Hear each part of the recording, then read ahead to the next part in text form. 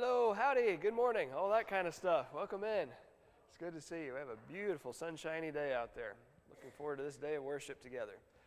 I want to ask all of our parents and grandparents in here for a little bit of help. What do you do when you have a stubborn, rebellious child? You whip them? Ooh, that's a mean daddy right there. Whew.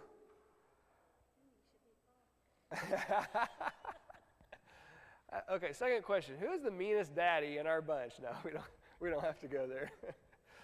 Yeah, I would agree with you. I think so. You know, whatever your mode of discipline is, I love whoopings. They're one of my favorites, for sure.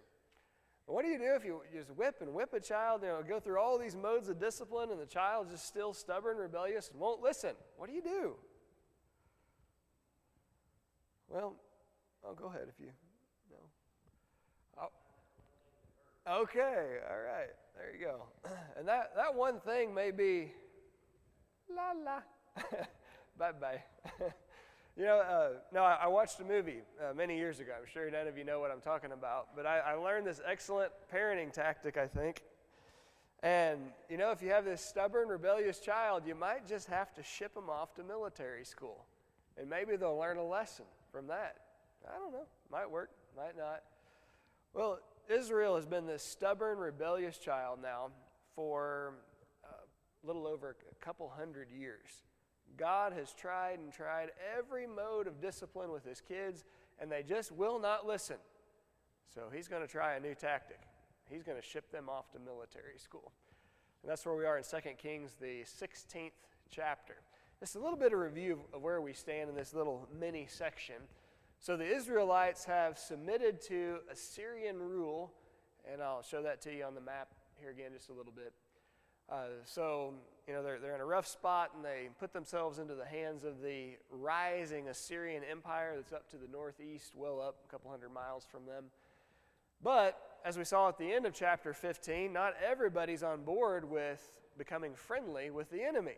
There's this anti-Assyrian coalition that builds within Israel, and so there's some resistance. There's the overthrow of a king or two, and that's where we stand going into chapter 16. We're going to switch our attention somewhat. We did start talking some again about Judah at the end of chapter 15, and that's what we'll be doing with pretty much all of chapter 16 today. Those in Judah are also going to have to submit to the Assyrians. Let's pick up in verse 1 of chapter 16, 2 Kings. In the 17th year of Pekah, the son of Remaliah, Ahaz, the son of Jotham, king of Judah, began to reign. Here's where we are time-wise, 735 BC. So we're really counting down, 735 BC. So our new king on the scene, his name is Ahaz. And I left you with this thought. Ahaz sounds a lot like what name from Israelite history? Oh, and that's not a good name, is it?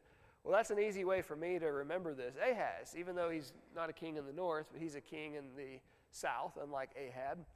Is he a good king or bad king? Well, he sounds a lot like Ahab. Ahab was a terrible king, and this guy is really a terrible king of Judah also.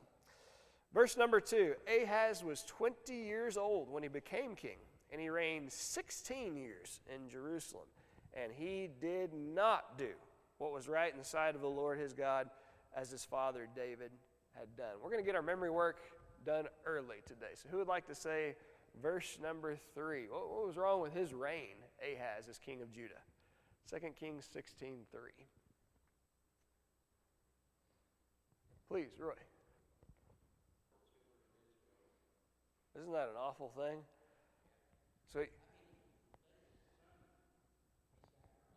Yeah, and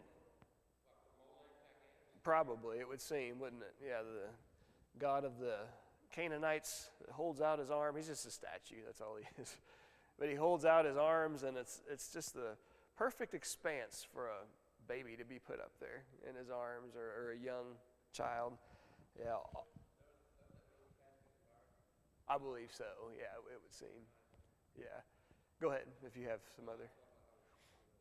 Yeah, absolutely. Yeah, he sacrificed his own son, is what that's saying, in his idolatrous worship. That's how far gone he is and just depraved in his mind. I didn't mention 20 years old when he becomes king, 16 years he reigns in Jerusalem. So if his reign starts at 735 BC, that's going to put the conclusion at 720. BC. But let's have a little bit more discussion on this, though, about this man's idolatry, even sacrificing his own child, did according to all the people of the Canaanites. Okay, and we're reminded what happened to the Canaanites? God, and it's not just idolatry, okay, with the nations before. They're Gentile people. They don't know the true God of Israel. It's immorality. And so often you see this in these people's religion, immorality, get tied into it.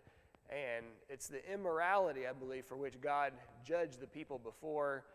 Not as much the idolatry, but with his own people, idolatry would be enough for God to judge his people. But certainly when you start crossing over and bringing all this immorality into your religion. So what I'd like for you to do is keep your spot right here. And we're going to be in 2 Chronicles 28, not only now, but as well a few times. So if you want to mark that, this is going to be our parallel, if I can spit it out, territory today. 2 Chronicles chapter 28 will supplement some of this information that we're reading in the Kings.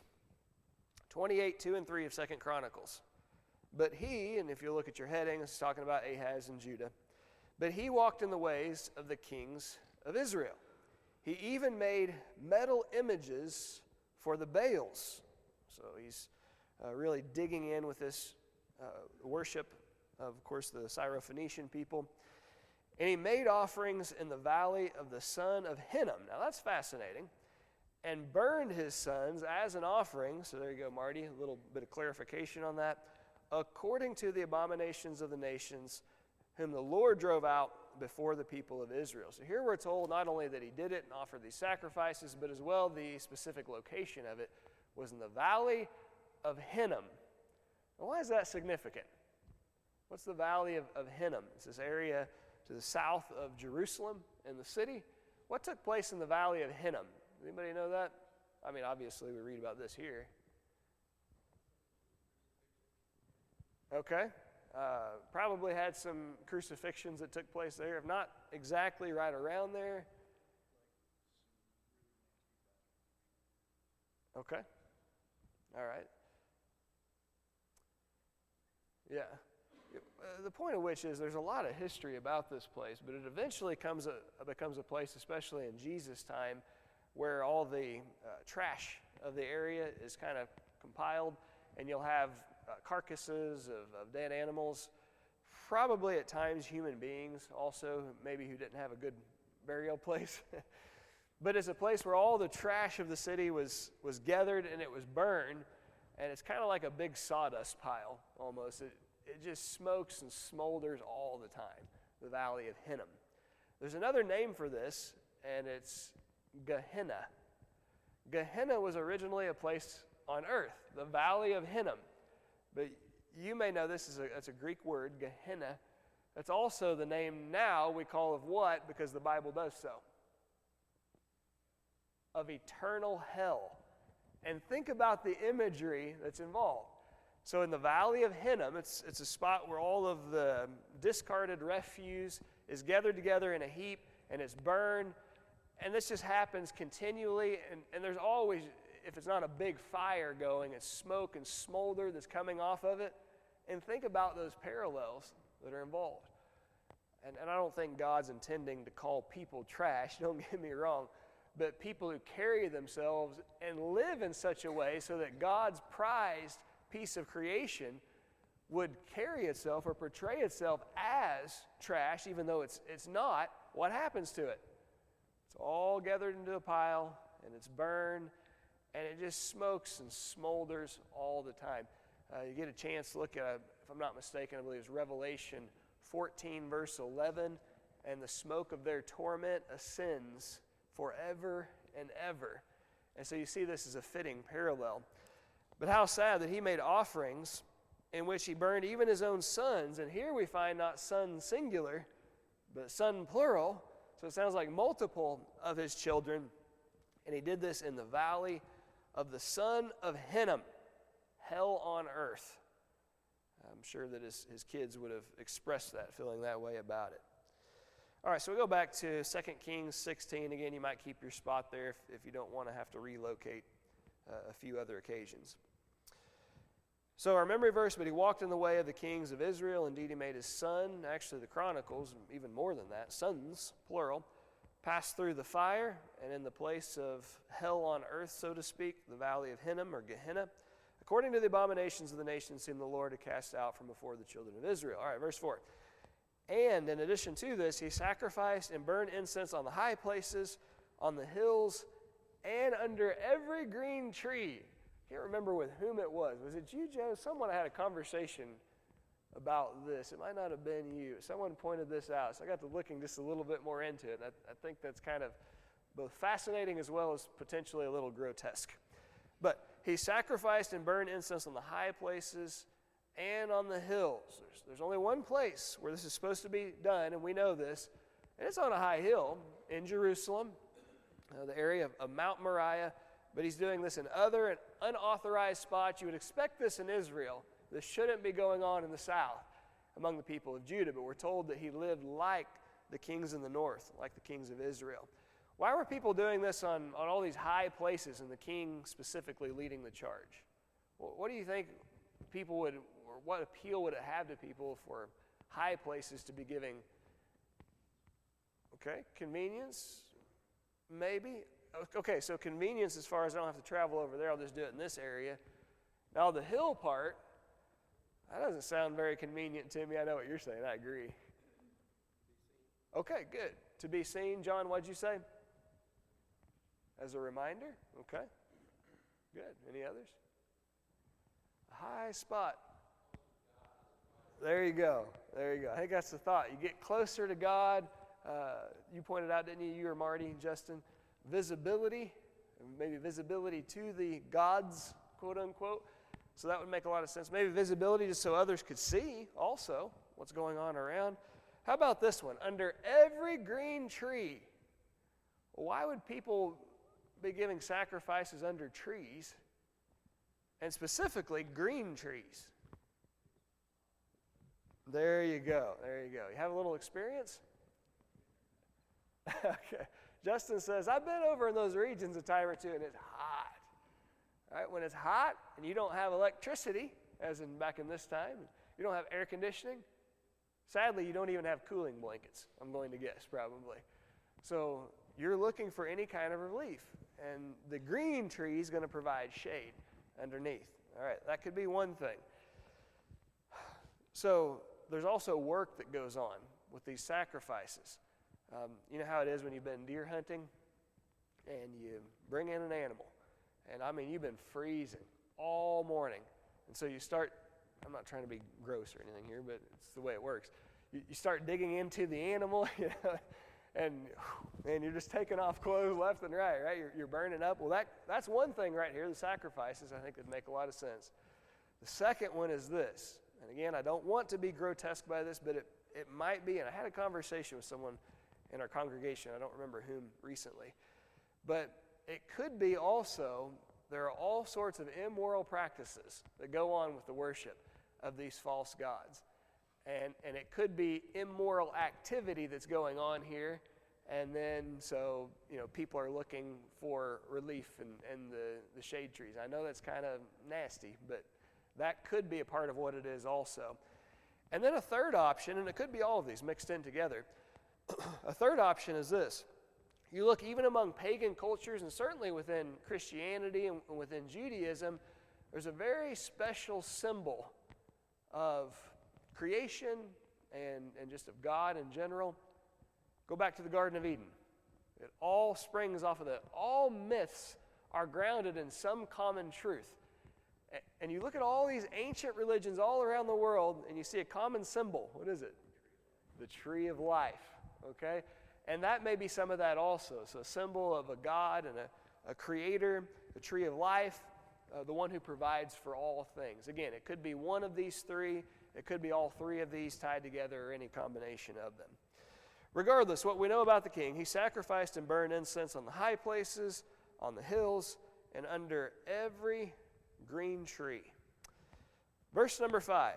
Then Rezin, who's the king of Syria, and Pekah, the son of Remaliah, king of Israel. Before we go any further, we've talked about three places. I know they're super familiar to us by this point, but let's just remind ourselves on our map. We're talking about Judah, and you'll see up here to the north of my laser beam, that's Judah, this very small territory at this point, but that goes basically, it's right along the Salt Sea, the Dead Sea on the west side. And it's not going to go all the way over because you have the area of the Philistines in Philistia, and then you have the Israelites up to the north of Judah. Well, if you'll look up, I don't believe it's labeled. No, it's not. But Damascus, right in the center, what country is that? Even though it's not labeled, we should know that. That's Syria, okay, still maybe the oldest capital in the world, often stated about it. You have Syria up there, and then you go up farther, to the northeast, in this area of the Euphrates River, all around here, you have the ginormous rising Assyrian Empire. All right, so we know that the Assyrians are proving to be a problem for God's people in the north, for sure. And now God's people in the south, Judah, they're starting to have some military conflict also. They have issues. So, verse 5, then Rezin, king of Syria, that's the territory not labeled, with Damascus as his capital, Syria, and Pekah, the son of Remaliah, king of Israel, of course Judah's neighbors to the north and brothers, came up to Jerusalem to make war. This is one of those instances we hear up, we think north, but actually they're both traveling south. Nevertheless, up in elevation, they've come down, then they go up in the area of Jerusalem. A lot of elevations, 2,000, 2,500 feet. And so they rise in geography, rise in elevation, and they besieged Ahaz, who's the king of Judah, don't forget, but they could not overcome him. It's believed this takes place historically in 734 BC, which would be when Ahaz has only been in place for about a year, maybe a couple of years as king. He's going to reign for 16 years, so this is very early on in his reign. Why might you not be surprised that he gets attacked from two foreign enemies really early on in his regime? Why not wait till the middle or more toward the end? Thankfully, praise be to God for this. We don't have nearly the conflict, at least in our land, as what has often taken place in the history of the world. But whenever you see conflict, and especially with dictatorships, it typically happens at the front end. And why at the front end? I'm sorry? Okay. Very good. So it's someone new. How will the person react? If we do, it's like kids, right? I'm going to somebody else's house today. I wonder what I could get away with there, right? Yeah, so they're thinking that way. Was it you, Joe? Yeah. There you go. It does.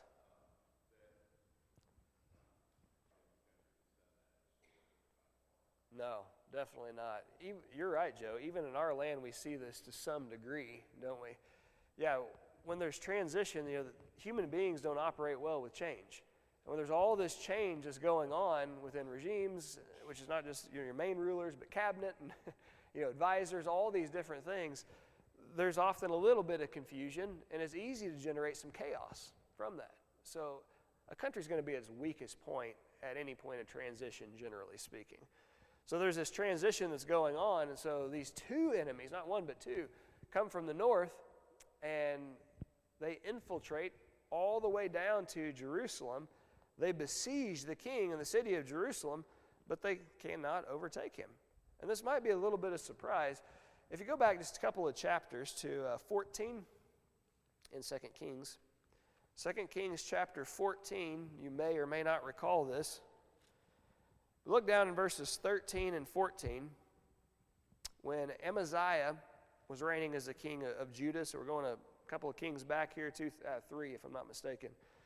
And Jehoash, that's 2 Kings 14:13. And Jehoash, king of Israel, captured Amaziah, king of Judah, the son of Jehoash, son of Ahaziah, at Bethshemesh, and came to Jerusalem and broke down the wall of Jerusalem for 400 cubits, which is sizable, about 600 feet of this fortification, from the Ephraim gate to the corner gate. And he seized all the gold and silver and all the vessels that were found in the house of the Lord and in the treasuries of the king's house, also hostages, and he returned to Samaria. But when he came in, again, about 4 reigns, as far as kings go back, about 600 feet of the wall of Jerusalem was broken down.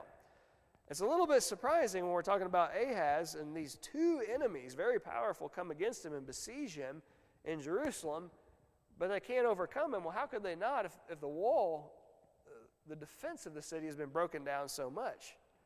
Well, let me show you something back, hopefully, where you maybe have marked. We marked in 2 Chronicles 28. Go 2 chapters back from there, 2 Chronicles 26. I want to talk about some subsequent kings of Israel, of Judah. And so we had Amaziah, who was reigning, right?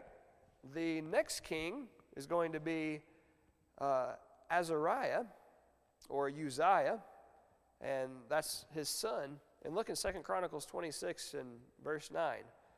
Moreover, Uzziah built towers in Jerusalem at the corner gate, and at the valley gate, the very areas that were broken down, and at the angle, and he fortified him. It mentions below, he built more towers and cisterns, and so there's help with water also.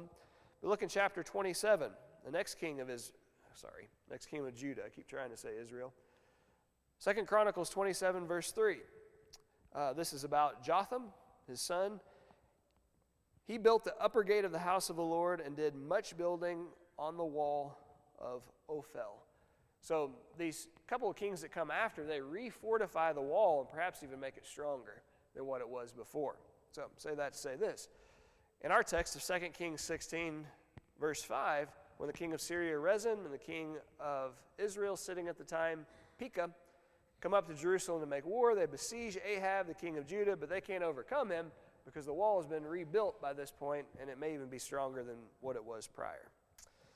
Verse 6 of chapter 16, 2 Kings. At that time, Rezin, king of Syria, captured Elath for Syria and drove the men of Judah from Elath. Then the Edomites went to Elath, and they dwell there to this day. I'll just mention this in passing here. Back in chapter 14 of 2 Kings, chapter 14, verses 21 and 22, all the people of Judah took Azariah, who was 16 years old, remember he's the know-it-all king, and made him king instead of his father Amaziah. He built Elath and restored it to Judah after the king rested with his fathers. And Azariah is another name for Uzziah. Okay, so look up here on our map, and here's what we're describing. I pointed this out, I believe, our last class period. Elath is this establishment just to the northeast of the Red Sea, and in particular the Gulf of Aqaba arm that's on the eastern side. Elath is that establishment. It's south of Judah. It's actually even south or on the very border of the people of Edom.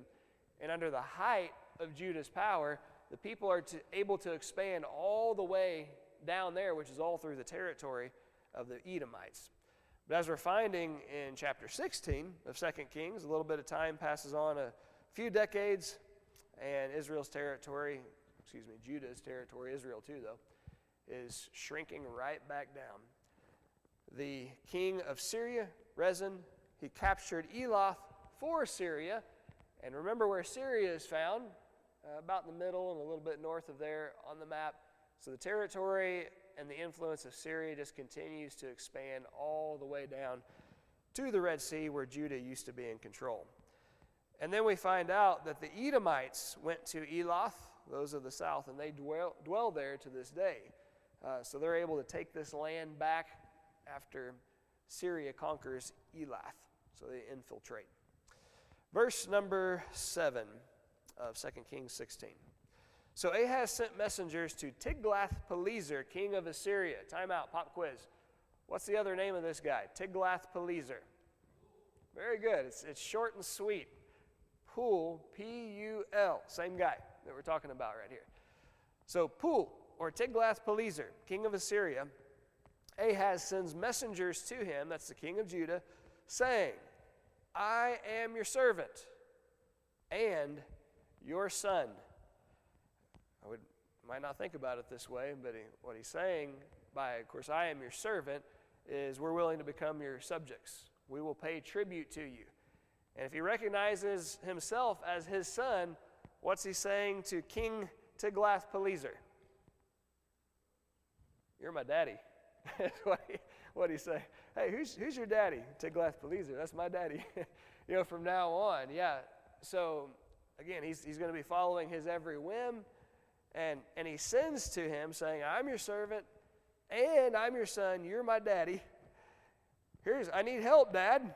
Come up and save me from the hand of the king of Syria and from the hand of the king of Israel who rise up against me.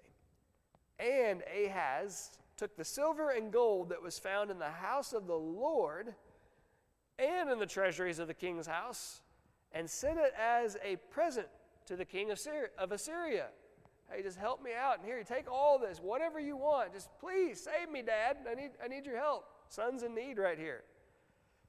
So think about this. Who does he not ask for help? Doesn't even bother. Isn't that sad? He looks at the king of Assyria, and Assyria is this rising world superpower at the time, as the supreme power of the world, and doesn't even bother considering the God of Judah. In fact, he insults the God of Judah. And he takes away all of his things and gives it away to whom he perceives to be the great power of the earth. How awful. Go ahead. Yeah. And even if he didn't, we find with some of these kings, they begin to act like tyrants.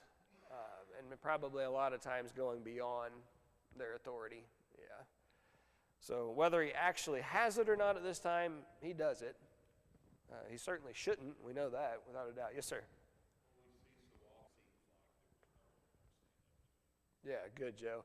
Because in time past, you'll see where a priest or a prophet almost runs the country, really. Yes, you don't really seem to have that strong spiritual presence. Good point. Verse 9, so the king of Assyria heeded him. For the king of Assyria went up against Damascus and took it. So these are the people up to the northeast, and they come down into Syria, and they take over that region, and carried its people captive to Kir and killed Rezin. Rezin, who of course is the king of that land.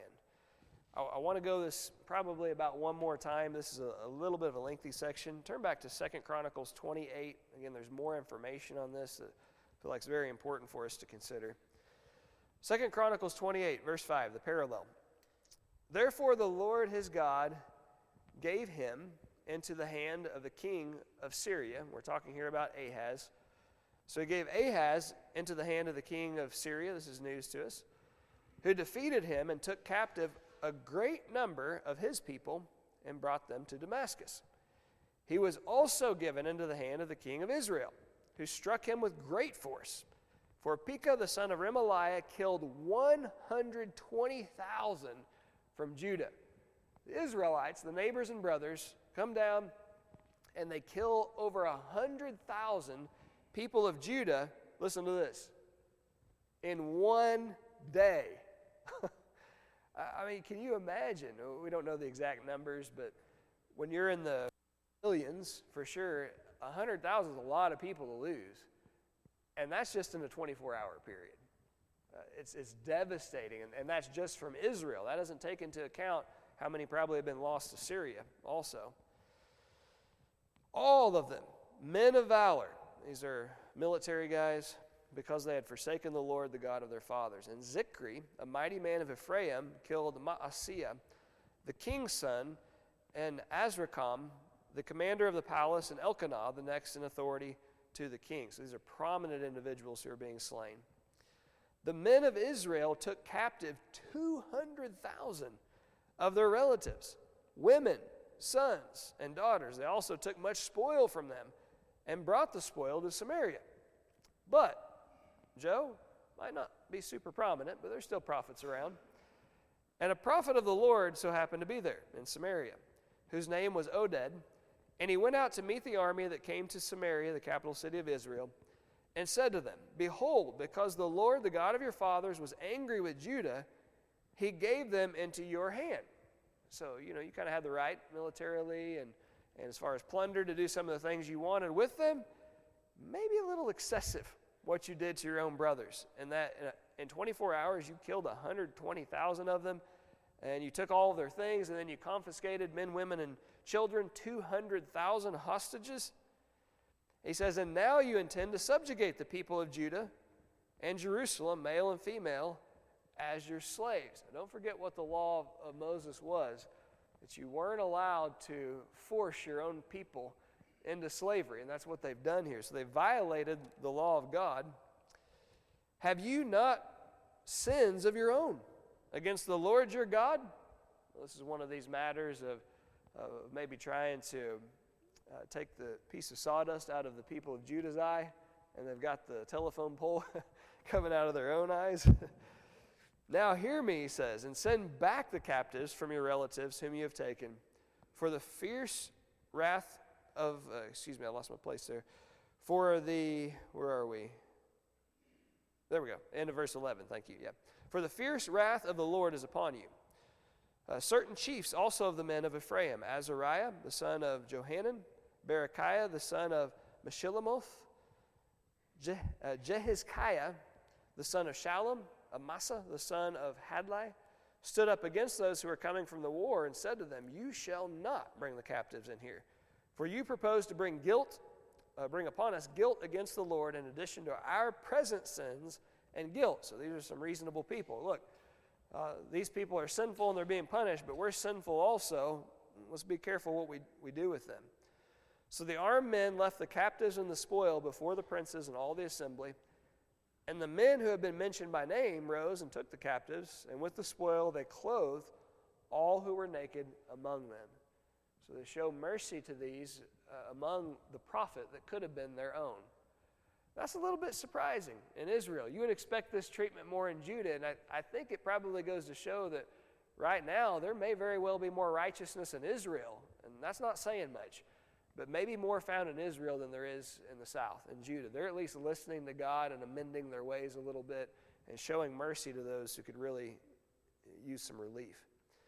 They clothed them, gave them sandals, provided them with food and drink, and anointed them. And carrying all the feeble among them on donkeys, they brought them to their kinsfolk at Jericho. And that's not on our map, but that's going to be, in the northeastern portion of the territory of Judah, the city of palm trees, and then they returned to Samaria. At that time, King Ahaz sent to the king of Assyria for help. For the Edomites had again invaded and defeated Judah and carried away captives. And the Philistines had made raids on the cities in the Shephelah, which is the lowland, and the Negeb, which is the southern desert regions of Judah. And they had taken Beth-Shemesh, Ajalon, Gederoth, Soko with his villages, Timnah with his villages, and Gimzo with his villages, and they settled there. For the Lord humbled Judah because of Ahaz, king of Israel, for he had made Judah act sinfully and had been very unfaithful to the Lord. So Tiglath-Pileser, king of Assyria, came against him and afflicted him instead of strengthening him. Okay, I know that's a lot of information, but here's what we find in all of this. Things are not good in Judah. You have enemies that are coming in from the north through Israel, and then you have enemies coming into the south in Edom. You have enemies coming into the west from Philistia. And probably the only reason you don't have a whole lot of enemies coming in from the east is because there's a water barrier there. But basically, they're just being trapped and their areas being confiscated from them and all of their goods left and right. Their people are being killed and they're being taken as slaves to foreign lands. Why? Because God is upset with the leader of the country. It's almost biblical, isn't it? That when a righteous person is in charge, the righteous rejoice. When a wicked person is in charge, the righteous suffer. And that's what you see going on in the country. All right, so it's for this reason, back in chapter 16, it probably makes a lot of sense that the king of Judah, Ahaz, He sends word up to the northeast to Tiglath-Pileser or Pul, king of Assyria, like the one in the area that's left, and says, please save me. We'll be your subjects. We'll pay tribute to you. You just name the price. And here's an initial down payment for you. And he strips money from the treasuries of the Lord's temple, whether he has the right to do that or not, from his own house, and he sends them away. Just please, he's in desperation because everyone is against him at this point. Doesn't even think, it appears, to make a plea to the God of heaven, and he's going to pay for that. So he reaches out to this powerful guy, and most of these are tyrants, and they're liars, and they're murderers. Do you really think you can trust people like that? And he's thinking, well, what's it going to hurt? And he reaches out, and so they make an arrangement, but then we find out in the Chronicles account, I don't think the king's really going to follow his word. The guy up to the northeast, and Judah's really going to regret this arrangement that's been made. All right, so 2 Kings 16, verse 9. The king of Assyria heeded him, for the king of Assyria went up against Damascus, Assyria to the north, and took it, carried his people captive to Kir, and killed Rezin, who was the leader of that land. But there's a whole lot of backstory to it, and that's what we just read in the Chronicles. Verse 10, now King Ahaz went to Damascus to meet Tiglath-Pileser, king of Assyria. And that makes sense geographically. They're up here, Israel's down here, and they kind of meet in the middle, and they're going to have this powwow together. And when this happens, King Ahaz sent to Urijah, the priest who to design the altar and its pattern according to all its workmanship. Then Urijah the priest built an altar according to all that King Ahaz had sent from Damascus, so Urijah the priest made it before King Ahaz came back from Damascus. Tiglath-Pileser, he has his own gods, the Assyrians do, that they worship, and maybe this is some mix with the religion of the Syrians also, because it's found in that territory.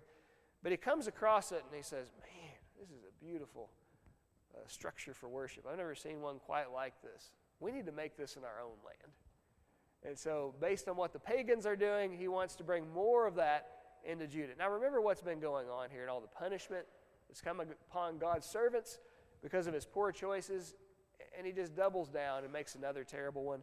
It says, so we're going to build this altar back home, and unfortunately, Joe, there's not this strong godly priest influence.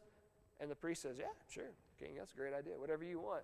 And he goes home and he gets it constructed before the king even returns back from his trip to Damascus. And when the king came back from Damascus, verse 12, the king saw the altar, and the king approached the altar and made offerings on it. Should not be happening in this place, should not be happening on this structure, should not be offered by this guy. He has no right to do so. He's completely perverted the true religion of the Lord in every way. And you could at least understand when God's being worshipped, but it doesn't appear that the God of Israel is even being worshipped here. Yes, sir.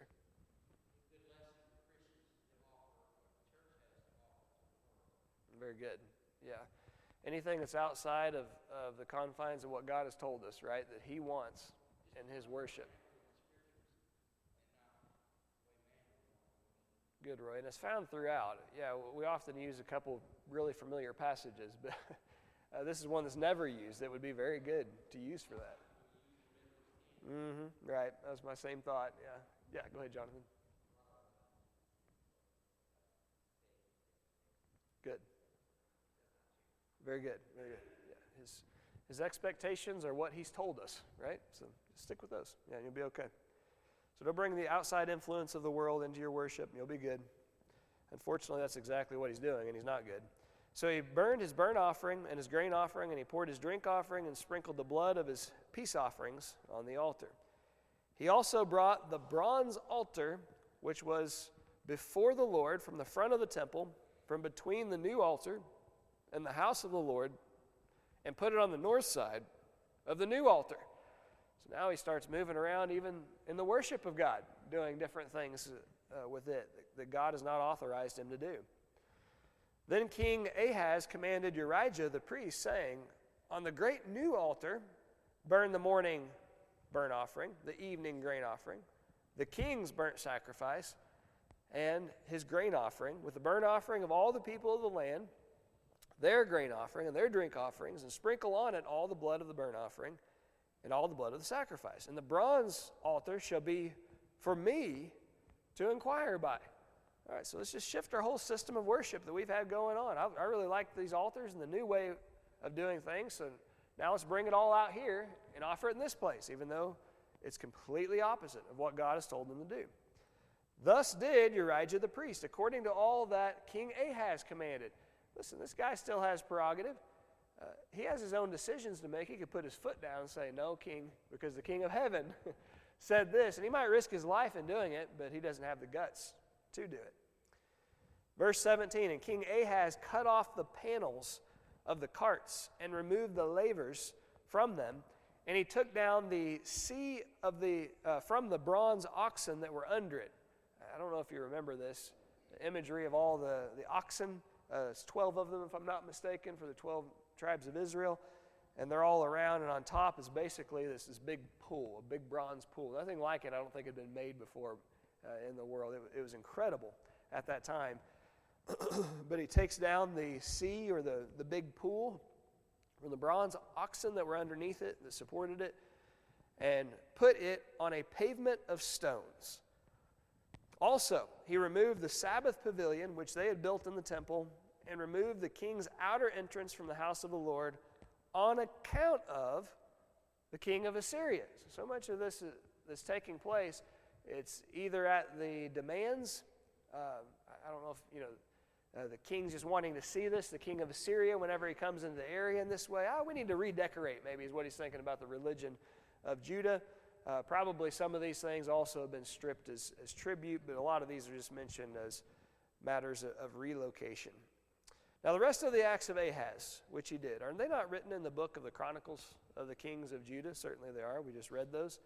So Ahaz rested with his fathers and was buried with his fathers in the city of David.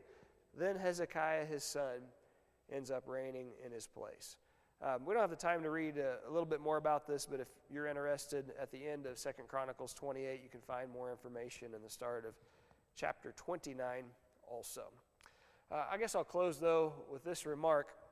Mama always taught us something really good, trying to keep us from being stubborn and rebellious children. Number one, you learned this early, you don't touch the stove when it's hot. And it serves as a good reminder for later on, you don't want to play with fire, do you? Anybody ever do anything where like you put like alcohol in your hands and light it? Okay, no really young ones in here. Good. I've seen that before. I didn't personally do it, but I've seen that before. You don't want to play with fire. And you learn that early. Why is that? What happens when you play with fire? Eventually, you're going to get hurt from that. You're going to get burned. And no pun intended. This king plays with fire, and you see the hurt that takes place in his family and with his own kids who have passed through the fire. And you see in his leadership, Judah constantly playing with fire, and man, they are getting burned from every direction. Don't play with fire or you're going to get burned. For next week, we're going to have a new king on the scene in Israel. His name is Hoshea. And if you will, read those 41 verses of chapter 17. And we're going to take verse number 14 to commit to memory. 2 Kings 17, 14. Any closing remarks on what we've covered in chapter 16 today? King Ahaz. Sounds like a bad one. He was. Okay, thank you.